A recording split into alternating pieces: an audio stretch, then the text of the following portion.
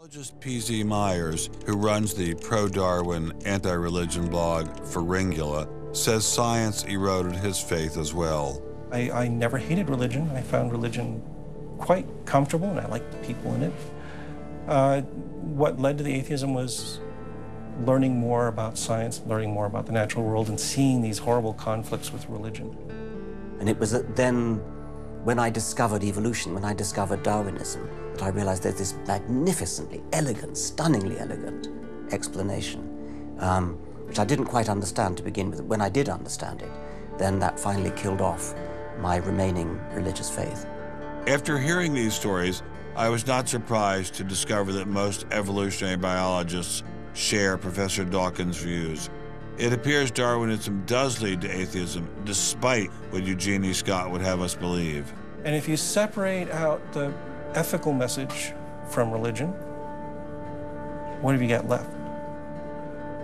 You got a bunch of fairy tales, right? I think that God is about as unlikely as fairies, angels, hobgoblins, etc. Religion, I mean, it's just fantasy, basically. It's completely empty of any explanatory content. And it's evil as well.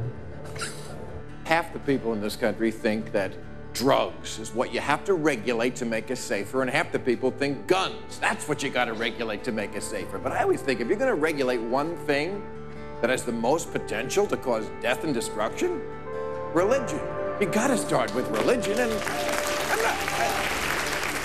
Religion is an idea that gives some people comfort, and we don't want to take it away from them. It's like knitting. People like to knit. You know, we're not going to take their knitting needles away. We're not going to take away their churches. But what we have to do is get it to a place where religion is treated at the level it should be treated. That is, something fun that people get together and do on the weekend and really doesn't affect their life as much as it has been so far. So, what would the world look like if Dr. Myers got his wish? Greater science literacy, which is going to lead to the erosion of religion. And then we'll get this nice positive feedback mechanism going, where as religion slowly fades away, we get more and more science to replace it. And that will displace more and more religion, which will allow more and more science in.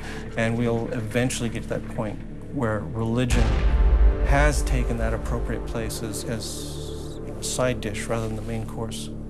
But will eradicating religion really lead to a modern utopia? Let me try to imagine that, and let's let history be our guide.